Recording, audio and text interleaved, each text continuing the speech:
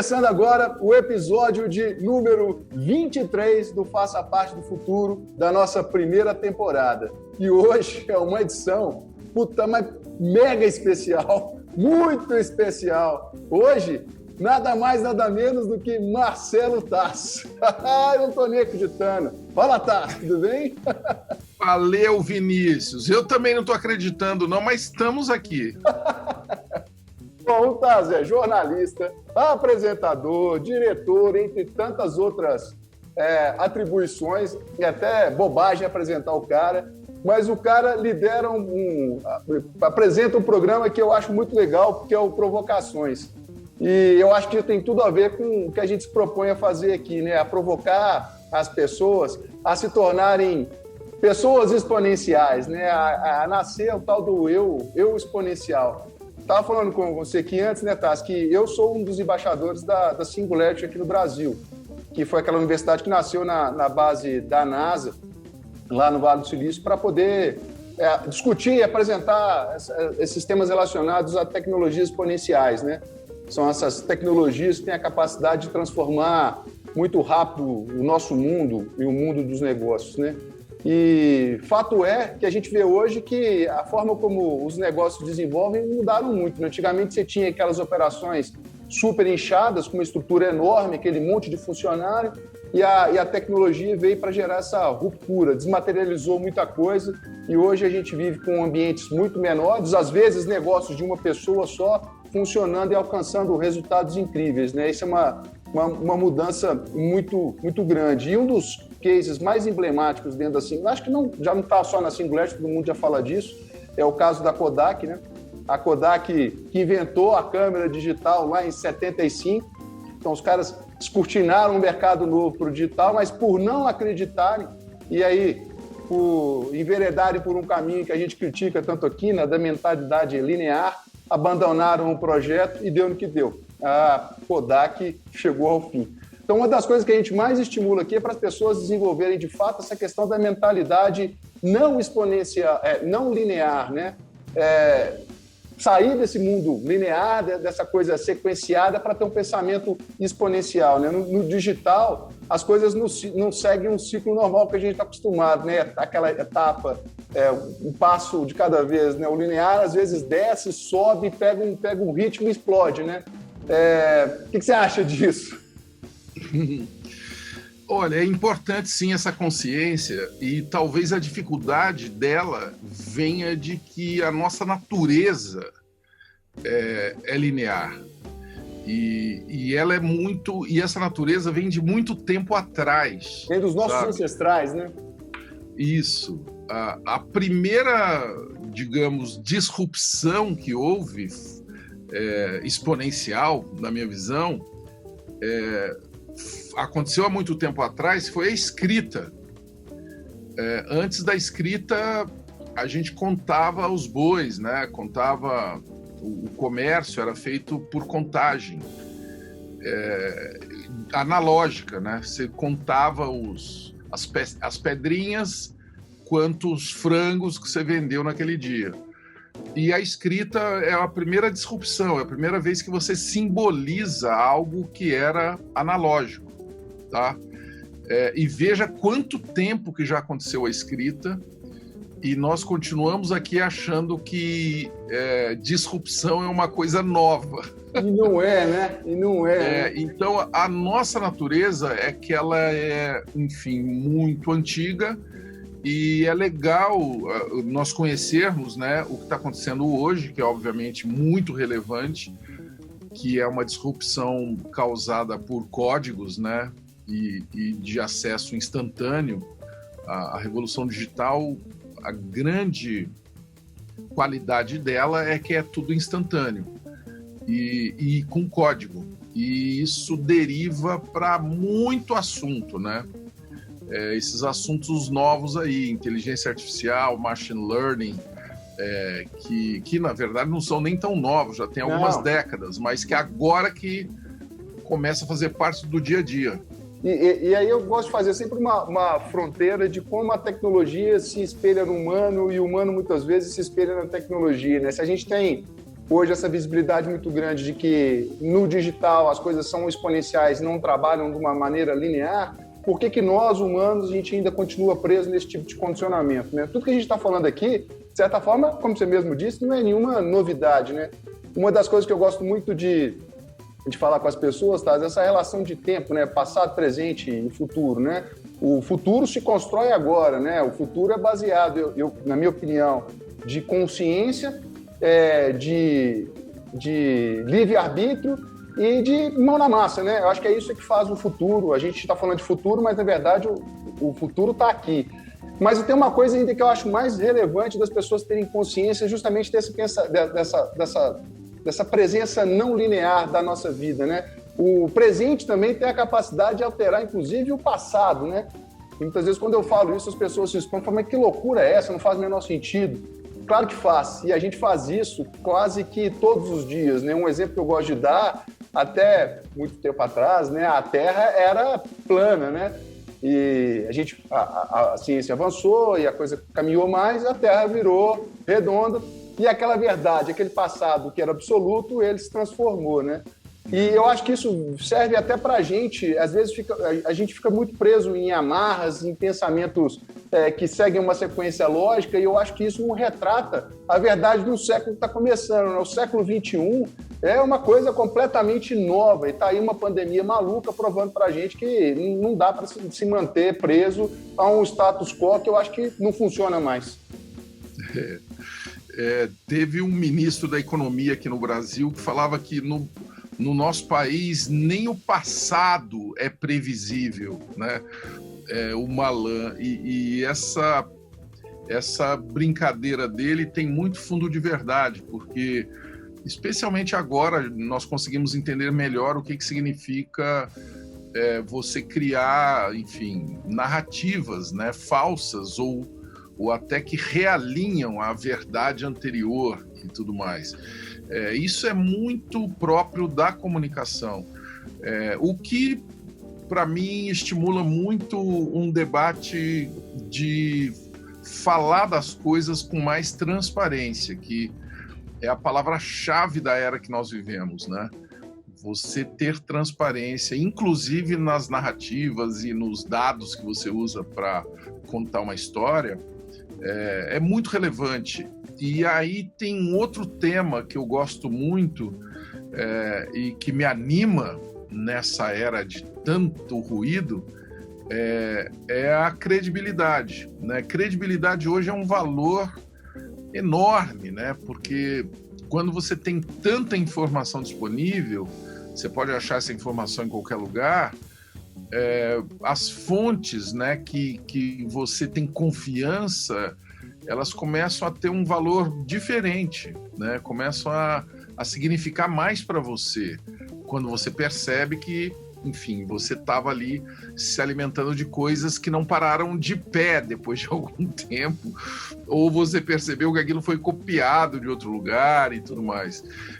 Então, vivemos, sim, numa realidade bem desafiadora, com muito ruído, com muita possibilidade de manipulação e, enfim, de surgimento de muita coisa nociva e, ao mesmo tempo, uma democratização da informação e uma possibilidade de você criar novos empreendimentos, novas ideias, novas formas de se fazer as coisas que nunca houve antes.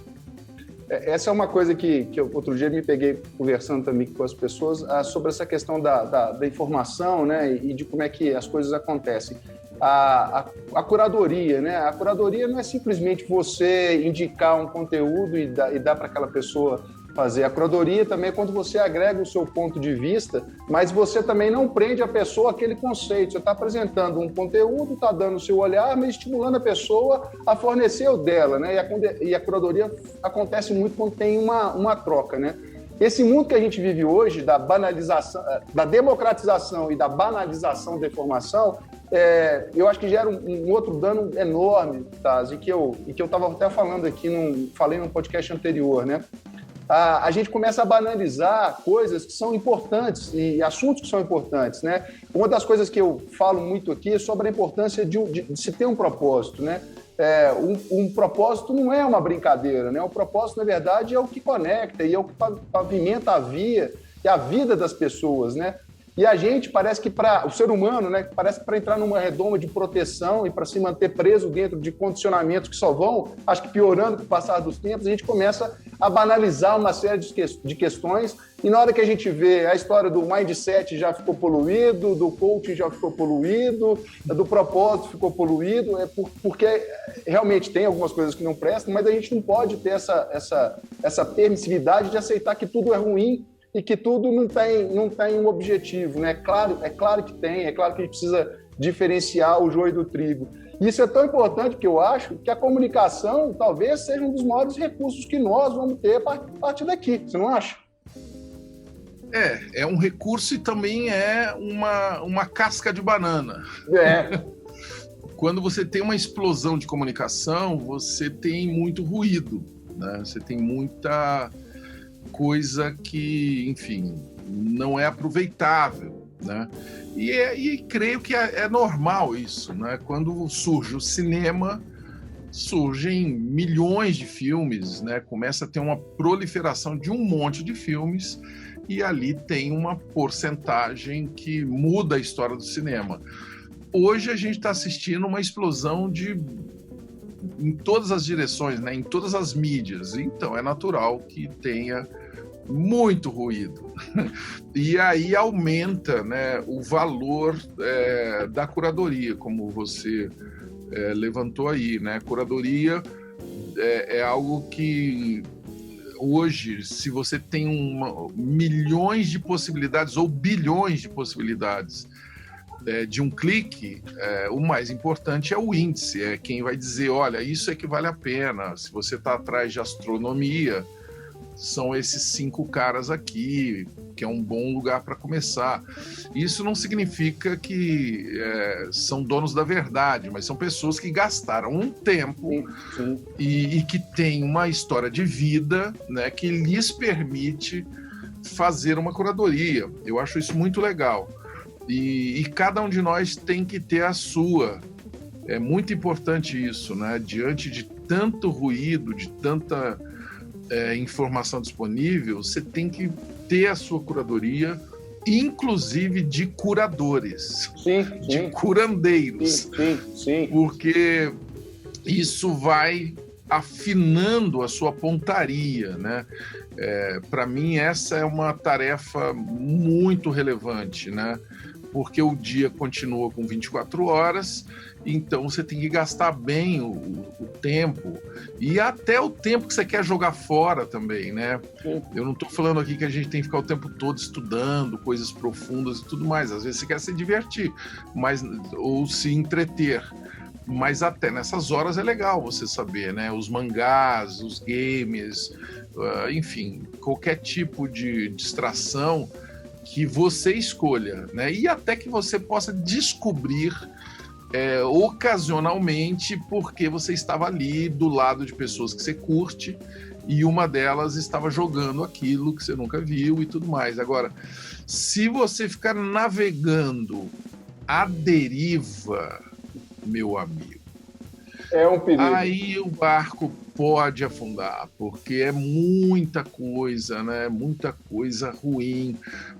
Tem a questão, eu creio, da saúde mental, muito importante. Quer dizer, se você está passando por momentos difíceis, né? De contração, se você anda triste, se você anda deprimido, né? Nós estamos passando uma era de grandes desafios na área da depressão, por exemplo, né? Essa máquina aqui está crescendo cuidado, né? Essa máquina está levando muito tranco, né? A lataria está toda amassada. E se você não cuidar dela, né? Da saúde mental que eu estou falando mesmo, um desviozinho, cara, você pode ir muito longe, né? Isso tem a ver com os fenômenos exponenciais, né? Quando você faz um pequeno desviozinho numa curva que já tem uma aceleração é muito alta e começa a frequentar ambientes e sei lá, consumir coisas que vão te, enfim, atraindo a princípio, mas depois fazendo você ficar viciado naquela papa, naquela gordura, você pode, na hora que você perceber, você pode estar muito cheio já de conteúdo que te contaminou e que você já está falando coisas que você não acredita ou que você acha que acredita, né? E isso tem muito a ver com esse debate maluco que a gente percebe hoje na internet, né? Muito frágil, né? Muito chato, muito polarizado e tudo mais, onde tem muita espuma para pouco leite, né?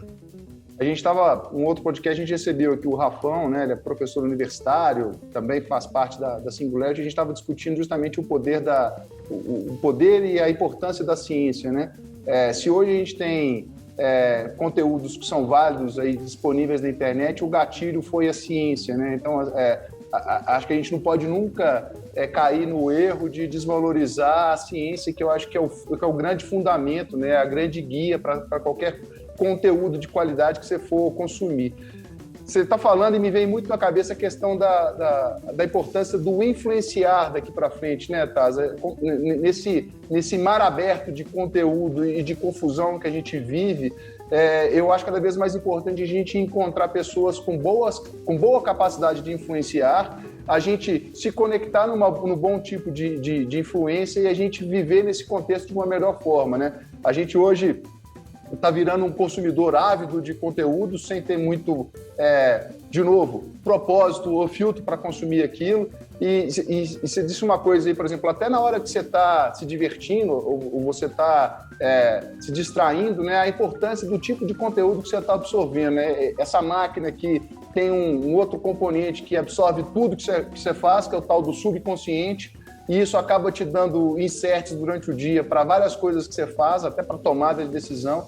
Então, até nisso, né? Eu acho que até para descansar, para ouvir uma música, para jogar, a importância da gente saber o que está consumindo, né? A gente ainda não sabe lidar com essa máquina na totalidade. Isso aqui é um mistério tão grande, então eu acho que a gente precisa ter um pouco mais de cuidado em como lidar com isso, sabe? E essa exposição para o conteúdo sem muito critério ou sem muito cuidado, isso gera um dano absurdo, né? Tem alguns termômetros, né, que você pode usar para ver se a coisa está indo bem. Um deles, por exemplo, é o sono, né? Como é que está o seu sono? Está indo bem? Você está curtindo? Você tá... E o sono, inclusive, pode ser assim, o que você faz antes do sono e depois do sono também, né? E tem o principal ponteirinho, que é você tá feliz, né? Que é um conceito muito abstrato, mas às vezes não adianta você estar ali, até pessoas que se dão bem, né, financeiramente, ou para dar um valor de algo que você falou aí antes, o tal da influência, né? Se você está se achando muito influente e tudo mais, muitas vezes isso é uma pista falsa também, né? Quantas pessoas que a gente conhece que ganha milhões, né, de seguidores, faz uma tremenda bobagem e desaba, ou acaba tendo a queda exponencial e o estrago é exponencial da mesma forma. Né? Ou até pior, Vinícius, quando você continua, né, acelerando e tem os seguidores e tudo mais, mas leva uma vida muito infeliz e não relevante, né? E aí é que entra, enfim, alguns conceitos que são mais humanos, né? O que é ser relevante? É importante isso. E no mundo exponencial, que você gosta tanto, eu curto muito também olhar para os fenômenos das plantas. Eu ando um verdadeiro jardineiro. Né? Falamos disso hoje, da importância da conexão entre as duas coisas. Porque assim, eu percebo, né, eu observo que as árvores que crescem rápido, elas quebram mais rápido. né? Elas têm uma vida mais curta e tudo mais. E eu percebo esse fenômeno na rede, né? Gente que cresce muito rápido e que, quando chega lá em cima, percebe que não é uma figueira, né? A figueira é uma árvore que leva 150 anos e é um espetáculo. Quem teve aí a felicidade de conviver com uma figueira de 150 anos sabe do que eu estou falando. É um verdadeiro hotel, tem muitas outras árvores ali dentro, outras plantas. Ela dá um show, né? E ela é gigante para cima e gigante para baixo. Então é por isso que ela segura toda a sorte de tempestades, de mudanças climáticas e tudo mais. Já árvores que crescem muito rápido, e tem algumas que crescem, enfim, muito rápido mesmo, elas têm muitas vezes a função simplesmente de virar resíduo orgânico, né, na floresta. Elas desabam e viram ali um substratozinho para as outras plantinhas e tudo mais. Elas não têm, o porte delas não significa que elas irão durar, você entendeu? Que elas irão ter influência, digamos assim, por muito tempo, né? Eu percebo isso muito na internet, sabe? Muita coisa que acontece com grande velocidade, coisas inclusive boas, né? Talentos muito bons e tal, que crescem, caem nessa cilada de achar de se achar, vamos dizer assim, e perdem o rumo, né? Infelizmente, muitos perdem o rumo e não conseguem retomar mesmo, não conseguem dar continuidade àquilo que começaram e que às vezes é muito bom, inclusive, né? É muito complexa mesmo a comunicação que a gente vive agora, sabe? E muito legal. Eu sou um cara, né, que eu convivo e pratico essa comunicação desde sempre, mas eu sou um ser da transição, né? Eu nasci analógico, né, profissionalmente, na televisão, e desde o início comecei a me interessar por essas ferramentas e creio, né, fui atualizando a minha comunicação, inclusive na televisão, usando, né, essa interação que nós temos hoje. Isso é muito saudável, isso é muito legal. E a dificuldade que eu tive, por exemplo, de cavar um espaço de comunicação na televisão, antigamente, no rádio, nos jornais e tudo mais, me deu uma maturidade que, para mim, é muito importante de dar valor à publicação, sabe? Para mim, hoje, é fundamental a consciência do valor da publicação. Se você sai publicando qualquer coisa, de qualquer jeito, pode até funcionar no começo, porque tem muita coisa que funciona. Você fica causando, né? Vai funcionando, mas com o tempo este crescimento não se sustenta. Aquilo né? se mantém. Você não gera um ecossistema bacana até de pessoas que te acompanham, né? E que possam ajudar você a estar continuamente se reinventando, sabe? É uma oportunidade maravilhosa e também é uma casca de banana gigante que está na nossa frente. Você falou uma coisa aí interessante, essa questão da transição, né? Da sua geração ser de transição. Eu acho que eu também peguei muito ainda do analógico, eu tenho 41 anos, também peguei muito do analógico, e durante algum tempo, até trabalhando, vivia meio perdido entre gerações, né? Isso foi uma questão que foi muito vívida ainda para mim no início da minha carreira, e eu acho que até outro dia era, né? Mas a gente estava até discutindo aqui que a tendência é que a gente pare de discutir gerações e a gente comece a ver as pessoas como indivíduos, né? Porque o timing dessas gerações ela vai acabando, porque a tecnologia ela vai mudando muito rápido, né? A habilidade, né? A proficiência digital hoje já não é nenhum grande obstáculo. A tecnologia hoje é muito mais fácil, né? E fazendo um raciocínio em cima dessa questão das gerações, a gente tem exemplos que são muito tangíveis, né? O telefone demorou 70 anos para virar uma coisa massiva, né? Para atingir 90% da população. O celular demorou 10. O Facebook demorou 2 anos, aquele Pokémon Go demorou 16 dias. Então, assim, essa transição entre as gerações, a forma como a gente enxerga as pessoas, enxerga a capacidade do homem, do ser humano aprender e se desenvolver, eu acho que ela precisa mudar. A gente ainda fica preso em espectros ou em arquétipos que são antigos e que não fazem muito mais sentido. A gente também, já que você falou de esquerda e direita, uma coisa que a gente também já falou aqui no podcast, esse termo nasceu lá no século XIX, né? E a gente continua retroalimentando, levando isso e quebrando diálogo e quebrando espaço para que a diversidade dialogue, né? E para que a gente consiga criar ambientes profícuos de troca.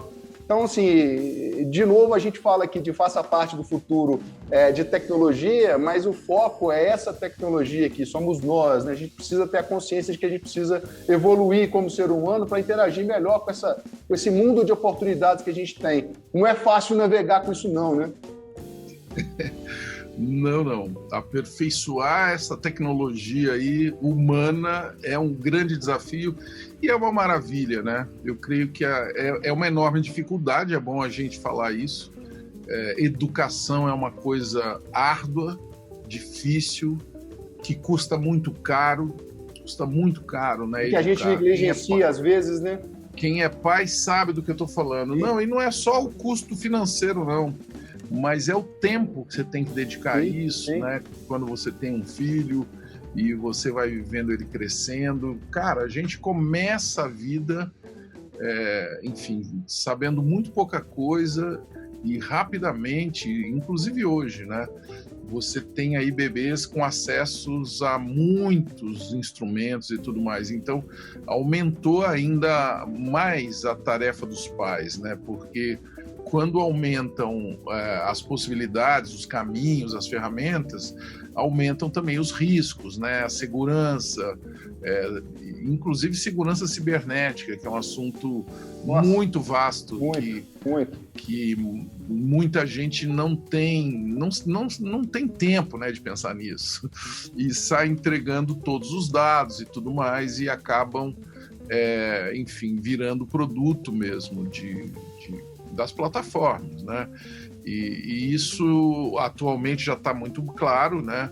Isso atrapalha as eleições, atrapalha o consumo, os contos do vigário, né? Ganham uma musculatura aí que a gente nunca viu. Quer dizer, tem gente hoje roubando literalmente mesmo dinheiro, com links falsos, com promessas. O conto do vigário, a narrativa é a mesma, né? É um jeito fácil de você ficar rico e tal. Só que a possibilidade, o alcance é muito grande, né? O cara atinge aí milhares ou milhões de pessoas muito rapidamente, né? A gente acabou de ver agora, ainda está pouco até obscuro, está pouco analisado o vazamento de dados dos brasileiros, né? 220 milhões de dados foram vazados, o que significa que deve ter vazado dados de gente que já morreu, inclusive, né? Então, você vê que é um assunto muito atual que a gente ainda não sabe resolver. Não, olha que sabe. Não sabe. Tem tarefa aí para todo mundo. Eu faço hoje uma pós em ethical hacking, né? Isso que você disse aí é uma coisa que a gente discute muito, né? A dinâmica do assalto, do conto do vigário é a mesma, né? Só que antigamente, fazer uma analogia muito simples, o cara entrava numa casa, 2, né? E aquele estrago estava ali, de certa forma, controlado, o dano estava controlado. Hoje isso é potencializado, né? Em uma ação, você acessa várias contas, faz um estrago enorme. E olha, existe um mercado ativo disso, né? Tem gente dedicada a desenvolver plataformas. Hoje, ser um hacker do mal não é tão difícil assim. Você não precisa nem ter muito conhecimento digital, né, de tecnologia. E agora você imagina, Taz, para fechar essa questão que você disse que é tão preocupante, a gente fala tanto de smart cities, né? A gente vai ter as nossas vidas conectadas umas com as outras e com as cidades. Você já pensou o tanto de risco que a gente vai expor para um município, para um estado, para um país, e o inverso, a gente não discute isso, a gente só discute das coisas boas que vão acontecer por essa enormidade de sensores que vão ser ligados. Mas e a consciência digital que a gente precisa ter para habitar num universo desse? Ninguém fala, né? Não, tem gente falando, você está falando, né? Tem muita gente falando e é preciso que mais pessoas falem e que isso faça parte do currículo mesmo, né? Uma educação para a transformação digital. É muito importante e isso não é papo de nerd. Não.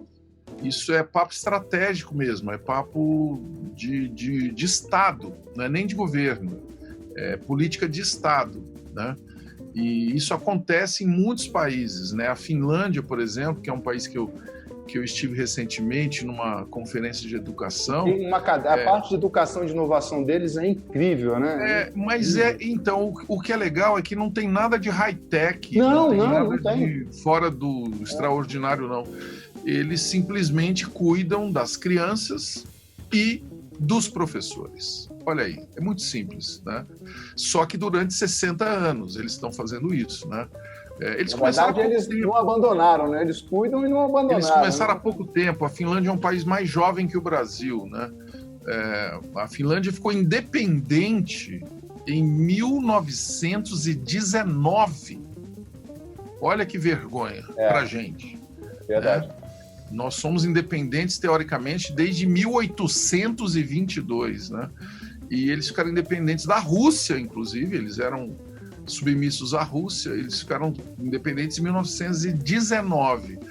E, a partir dali, eles fizeram uma revolução mesmo. Os professores, os religiosos, a comunidade, de optar pela educação e de cuidar de crianças e professores. É muito simples a receita da Finlândia. E eu estou citando porque lá, por exemplo, a segurança cibernética é cuidada desde crianças, os conceitos de segurança, de riscos e tudo mais. E não é à toa que lá estão algumas das principais empresas de hackers, de tecnologia, de segurança, de telecomunicação, né? Nokia, F-Secure, uma série de empresas que nasceram ali, dentro desse ecossistema de pessoas que são educadas desde criança a pensar em como lidar com esses problemas. E esse assunto é tão sério. Eu estava num evento da Singularity, o palestrante falou assim, gente, quem tem um carro aí abaixo de 1990? Ninguém levantou a mão, falou, então vocês estão expostos a risco. E é uma coisa muito absurda, porque daqui a pouco você está desligando e ligando o marca-passo, enfim, essa história do transhumanismo e da nossa simbiose homem-máquina vai nos expor a risco. Eu falei de smart cities, mas é o menor deles, eu acho. A gente precisa ter, de fato, essa consciência. Eu acho que meu filho, de 6 anos, está com uma arma na mão, todo dia, o celular. Ele está se expondo a minha casa, expondo o meu condomínio, expondo o bairro, expondo a cidade, né? Quando a gente estiver conectado, é assim que vai funcionar. Tá, nós estamos chegando ao fim. Eu queria te propor 2 dinâmicas. Isso que geralmente a gente faz aqui, a gente não combinou, mas eu vou te propor isso. A última a gente já falou muito sobre isso, mas uma dica para as pessoas aí se prepararem para, de fato, fazerem parte do futuro, né? Como é que elas começam hoje a fazer parte desse futuro. E a última coisa é que a gente sempre pede um convidado para escolher uma música. Essa música toca no final, lá no Spotify, a gente coloca um pedacinho da música, no YouTube não dá para pôr, mas lá a gente põe. Então, com você. Que maravilha! Então, olha, vamos para o primeiro. O primeiro, eu acho assim, é muito importante, a gente falou de escolhas, né? É muito importante você escolher como gastar o seu tempo, e já que estamos num podcast, eu vou sugerir um podcast, pode ser, não? Claro, mas é claro. Para quem ouve bem e entende inglês, e quem não entende pode, inclusive, usar o podcast para praticar, eu gosto muito de um ser humano chamado Scott Galloway. Ele é um professor de marketing na NYU, na New York University, que é a única universidade que eu estudei fora do Brasil durante um tempo, lá em Nova York. E esse cara tem lá, né? vários podcasts. Hã? Você morou lá, né? Foi o único lugar que eu morei fora do Brasil com uma bolsa de estudos maravilhosa da Fundação Fulbright. E lá que eu comecei, inclusive, a ter contato com essa transformação que nós estamos conversando aqui hoje, em 87, Vinícius. Veja você. 87, 88, eu estava no ITP, que é um departamento que era uma salinha que chamava Interactive Telecommunications Program. E hoje é um prédio no Brooklyn, esse departamento, tá? Mas o professor Galloway, ele é um cara que dá aulas sobre essa transformação. Ele tem vários podcasts, se você der uma busca aí.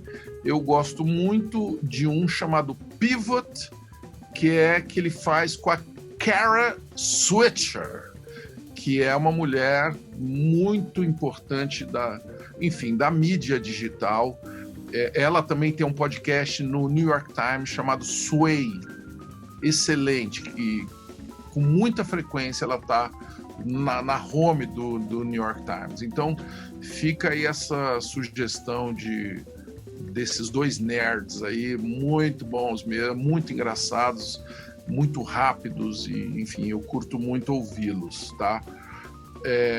Agora, a música, já que vocês ouvem tanta música moderna e conhecida aí no Spotify, eu vou escolher Tonico e Tinoco. Ô, rapaz! Saudade da minha terra. Eu quero ouvir chique. Saudade da minha terra.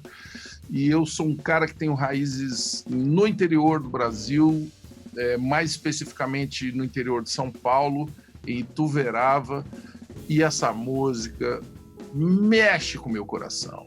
Saudades de minha terra. Oh, coisa chique, isso. Bom demais. Vamos tocar lá no Spotify. Tá, muito obrigado mesmo. Fico muito feliz de ter tido essa oportunidade aqui de te trazer para o podcast, dessa troca legal, dessa conversa aberta, dessa vontade de ajudar as pessoas. Obrigado mesmo. Eu espero que a gente consiga se conectar no futuro aí próximo. Obrigado pela participação. Valeu, boa sorte para você e a todos e todas que estão aí do outro lado. Obrigado, tchau.